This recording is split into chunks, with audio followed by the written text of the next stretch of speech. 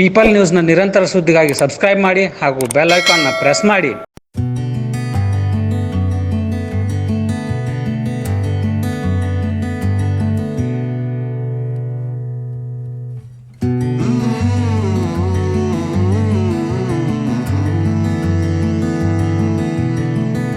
ಡೈರೆಕ್ಟಾಗಿ ಇವರು ಕ್ವಾರಂಟೈನ್ ಕೇಂದ್ರಗಳಿಗೆ ಹೋಗ್ತಾರೆ.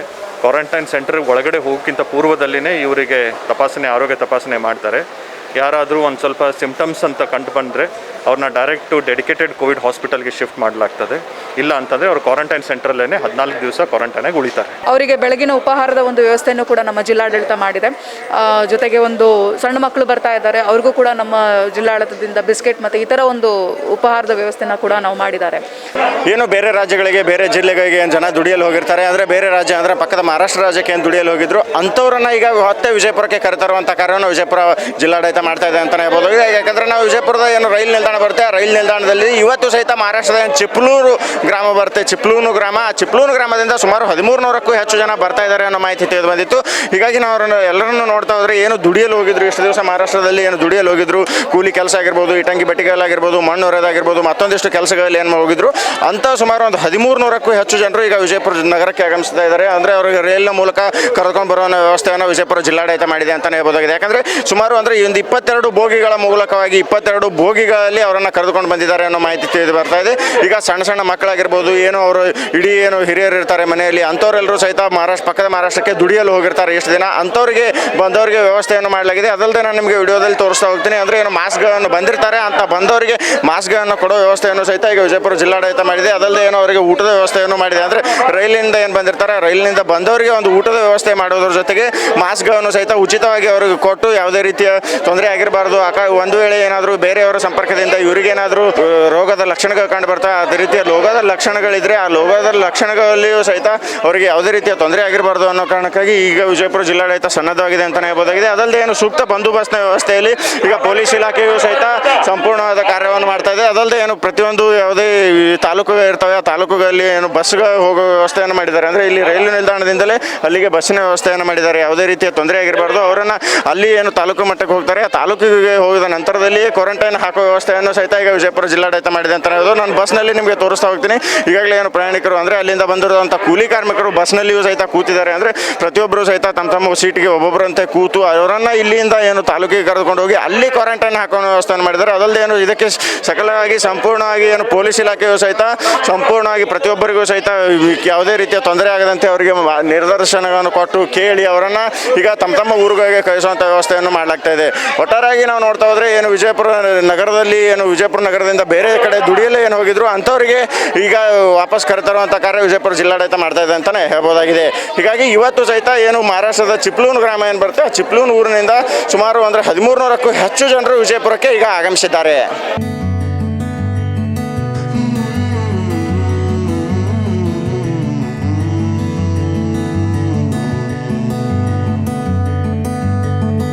ಈಗ ವಿಜಯಪುರ ನಗರದ ಏನು ರೈಲು ನಿಲ್ದಾಣ ಬರುತ್ತೆ, ಆ ರೈಲು ನಿಲ್ದಾಣದಲ್ಲಿ ನಾವು ಇದ್ದೀವಿ. ಏನು ಜನ ಬಂದಿದ್ದಾರೆ ಅಂದರೆ ಏನು ಮಹಾರಾಷ್ಟ್ರದಿಂದ ಜನ ಬಂದಿದ್ರು, ಅಂದರೆ ಸುಮಾರು 22 ಬೋಗಿಗಳಲ್ಲಿ ಏನು ಬಂದಿದ್ರು ಅವರನ್ನು ಪ್ರತಿಯೊಬ್ಬರನ್ನು ಸಹಿತ ಈಗ ಒಂದೊಂದು ಬೋಗಿಯನ್ನು ಓಪನ್ ಮಾಡ್ತಾ ಅವರನ್ನು ತೆಗೆದು ಬಿಡುವಂಥ ಕಾರ್ಯವನ್ನು ನಡೀತಾ ಇದೆ. ಅದಲ್ಲದೆ ಏನು ಕೂಲಿ ಕಾರ್ಮಿಕರು ದುಡಿಯಲಿಕ್ಕೆ ಏನು ಹೋಗಿದ್ರು ಅಂಥವ್ರನ್ನ ಈಗ ಪ್ರತಿಯೊಬ್ಬರನ್ನು ಸಹಿತ ವಿಚಾರಣೆಗೊಳಪಡಿಸಿ, ಅಂದರೆ ಎಲ್ಲಿಂದ ಬಂದಿದ್ದಾರೆ, ಅಂದರೆ ಏನು ಅಲ್ಲಿ ಲೂಧಿಯಾನ ಏನು ಊರಿಂದ ಬಂದಿದ್ರು, ಆ ಊರಿಂದ ಬಂದವರನ್ನು ಪ್ರತಿಯೊಬ್ಬರನ್ನು ಸಹಿತ ಇಲ್ಲಿ ಒಬ್ಬೊಬ್ಬರು ಒಂದೊಂದು ಬೋಗಿಯನ್ನು ಮಾತ್ರ ರಿಲೀಸ್ ಮಾಡಿ ಅವರೆಲ್ಲರನ್ನು ಸಹಿತ ಕೆಳಗಡೆ ಬಿಟ್ಟು ಅವರವರ ಬ್ಯಾಗ್ಗಳನ್ನು ಅವರವರಿಗೆ ಕೊಟ್ಟು ಕಳಿಸುವಂಥ ವ್ಯವಸ್ಥೆಯನ್ನು ಈಗ ವಿಜಯಪುರ ಜಿಲ್ಲಾ ಪೊಲೀಸ್ ಇಲಾಖೆಯು ಮಾಡ್ತಾ ಇದೆ. ಅದರಂತೆ ಜಿಲ್ಲಾಡಳಿತವು ಇದಕ್ಕೆ ಸಾಥ್ ನೀಡಿದೆ ಅಂತಲೇ ಹೇಳ್ಬೋದು.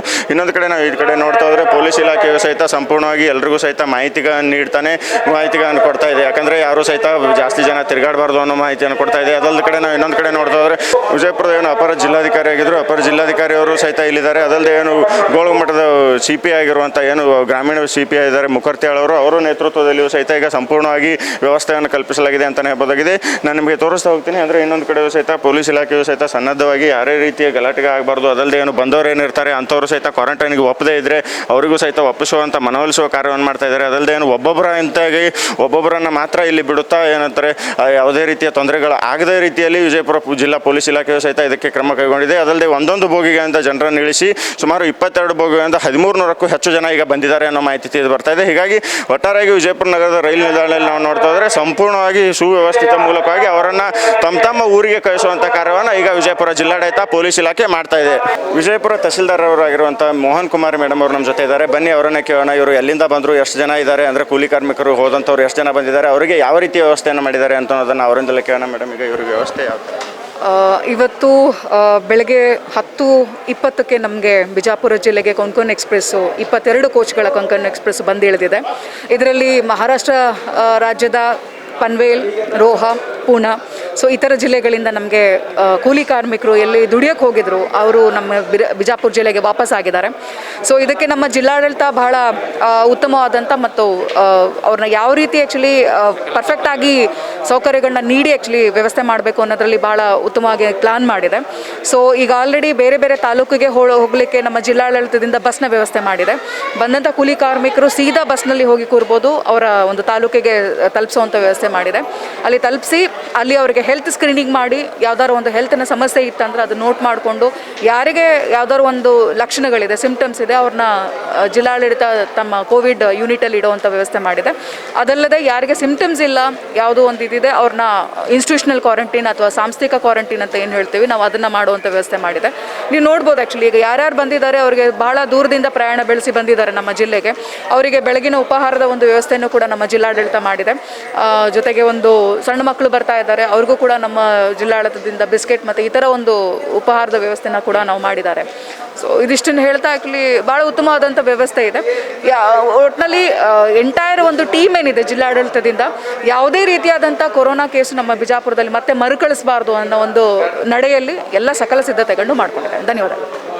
ಏನೀಗ ಮಹಾರಾಷ್ಟ್ರದಿಂದ ಕೂಲಿ ಕಾರ್ಮಿಕರೇನು ದುಡಿಯಲು ಹೋಗಿದ್ರು ಅಂಥವ್ರು ಏನು ಬರ್ತಿದ್ದಾರೆ ಅಂಥವ್ರಿಗೆ ಬರೋವಂಥವ್ರಿಗೆ ನಾವು ಸಕಲ ವ್ಯವಸ್ಥೆಯನ್ನು ಮಾಡಿದ್ವಿ. ಅದಲ್ಲದೆ ಏನು ಬಂದವರಿಗೆ ಊಟದ ವ್ಯವಸ್ಥೆ ಅಂದರೆ ಮಕ್ಕಳು ಏನಿರ್ತಾರೆ ಅವರಿಗೆ ಬಿಸ್ಕೆಟ್ ಪ್ಯಾಕೆಟ್ಗಳನ್ನು ಕೊಡೋದಾಗಿರ್ಬೋದು, ಇನ್ನಿತರ ಏನು ವ್ಯವಸ್ಥೆಗಳಿರ್ತವೆ ವ್ಯವಸ್ಥೆಗಳನ್ನು ಸಹಿತ ನಾವು ಮಾಡಿದ್ವಿ ಅನ್ನೋ ಮಾತನ್ನ ಈಗ ವಿಜಯಪುರ ತಹಸೀಲ್ದಾರ್ ಅವರು ಹೇಳ್ತಾ ಇದ್ದಾರೆ.